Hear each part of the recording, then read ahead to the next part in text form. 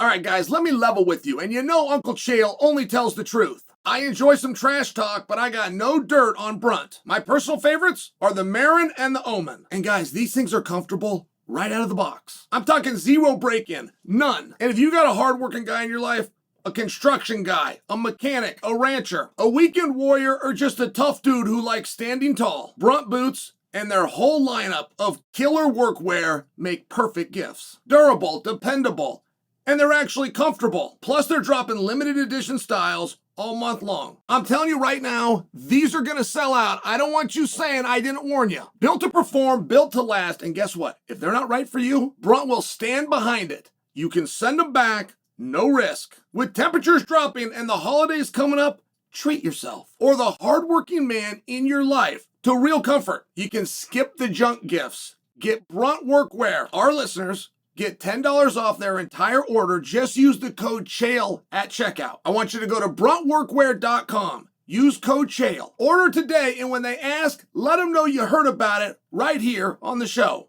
I wish Crawford wouldn't have retired. I wish that he wouldn't. But I'll tell you what, because I don't believe it. I just think it's insincere. Now, why would that bother me? What standing do I have in this? I'm just a fan. I'm just a fan, and I'm an outside observer, but the whole world becomes professional wrestling. If you ever want to understand government and politics, all you need to do is understand the history of professional wrestling.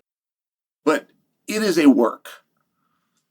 When you have a congressman come on TV, it doesn't matter if they're left or right. When you have a senator come on TV, and it doesn't matter if they're left or right. They're working together. They're in cooperation. One's the heel, one's the face. When you get a congressman or a senator to come out on TV and to blast somebody, it's their friend. Every time. They're working together. And so then it puts heat on one of, so then the other one comes back and he blasts, and he's going to be face for a while, and then he's going to go heel. And he's only going to talk about his friends as well, no matter how drastic and awful it is. My goodness,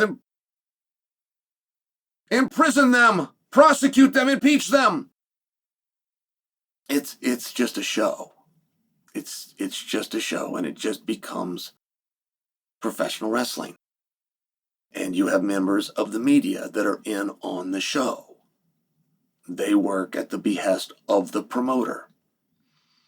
And they give you things, and they tell you information, and eventually the media then gets caught.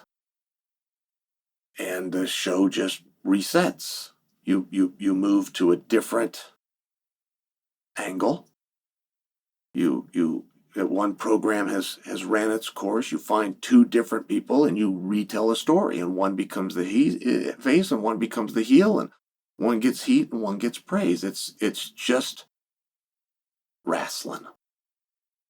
And that's going to sound conspiracy to some of you, and that's going to open eyes to some of you, but it's not real. And there's certain things in life that should be real, including the news. Now, other sports need to be very careful, in my opinion, coming out with statements that are meant for nothing more than attention or the manipulation of the media. That's wrestling. That's where you have what's known as a scripted promo.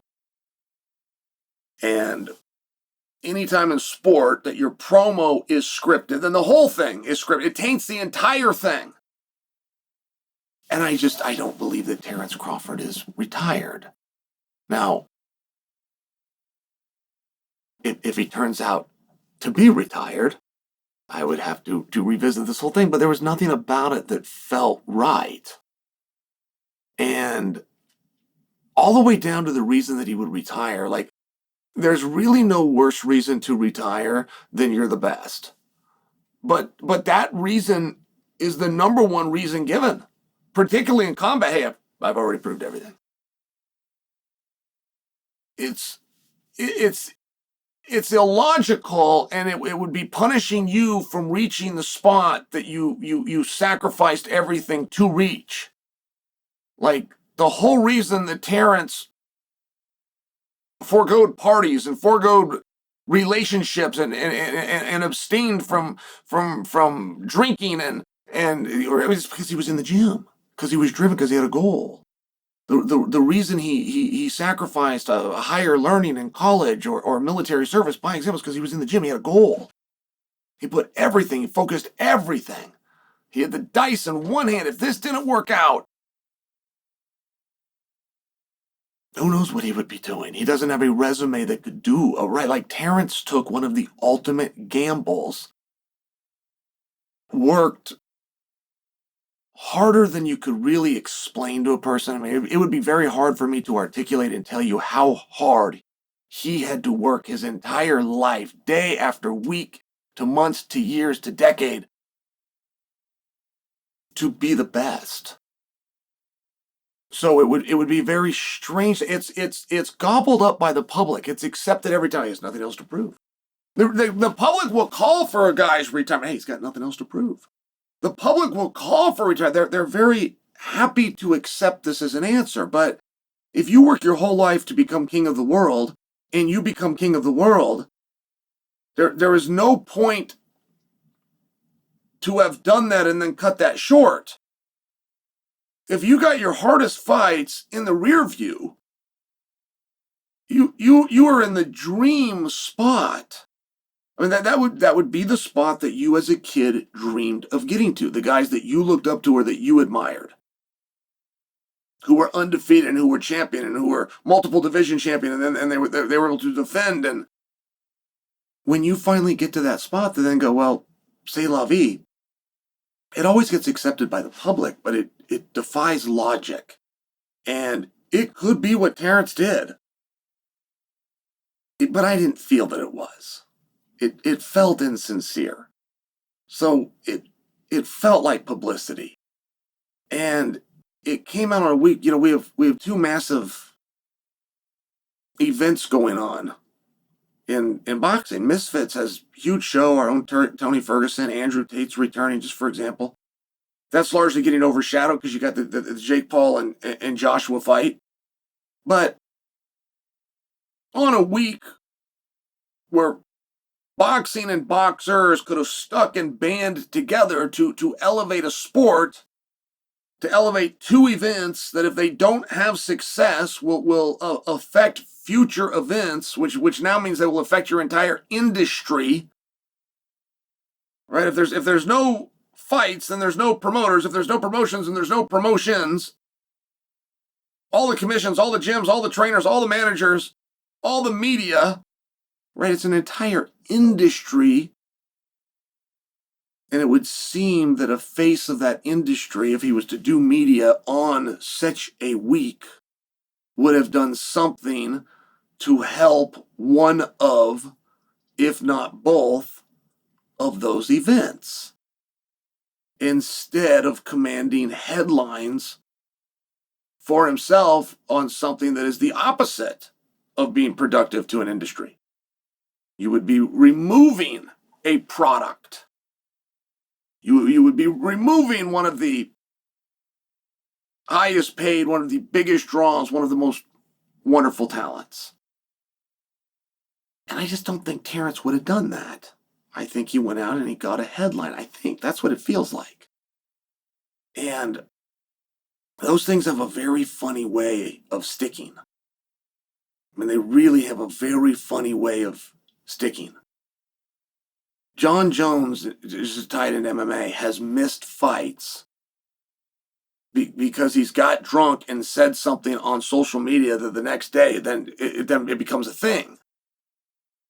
Like it becomes, and then he stood on, hey, no, I'm not going to do it because I said I wasn't going to do it. It's like, yeah, John, but you have the right to change your mind, or you have the right to, right. Like you don't have to stick with that. But I'm just sharing. Like these things have a funny way of sticking, and once you say the words, I've already achieved, I've already done everything. Even if you said them for a headline, they have a way of coming into your world. And once you think you've achieved it all, it's very tough to then wake up at 5 a.m. in the snow of Nebraska and get your miles in. Now, if you could come out, if you had the ability to compartmentalize and separate them and go, no, hey, I'm marketing. I have not achieved everything. I'm still hungry. I know what it takes to be champion. I know I got to be up and I got to be in the gym and I got to be disciplined. I got to be eating right, sleeping right, living right. I'm going to say these things over here, but I'm going to do something totally different over here. If you have the ability to do that, great. We don't have anything to talk about, but you really don't want that ability. That ability represents a lot of characteristics of a sociopath. You really don't want to be disassociated. You really don't want to be the person that believes his own lies. And I don't think Terence is. I really admire Terence. I really like how he fights. I sat 3 rows behind him at WrestleMania this year. He had 5 kids. Man, these kids were crawling all over him. When these kids wanted a snack, he went and got it. I mean, Terence, when he had a baby on his I don't think he got to see a single wrestling match. But I just observed this guy being his great father. I just really think that this is all I know about him. I never even shoulder tapped him, introduced myself, or said hello. This was my experience, and I'm standing next to him. I got my son. I'm watching his son kids climbing on him for 4 hours straight. And I just thought, what a great guy. All right. So this isn't like the world's worst thing that he did. I just don't like it. I don't like when somebody goes to the media for anything, even if it's sports media.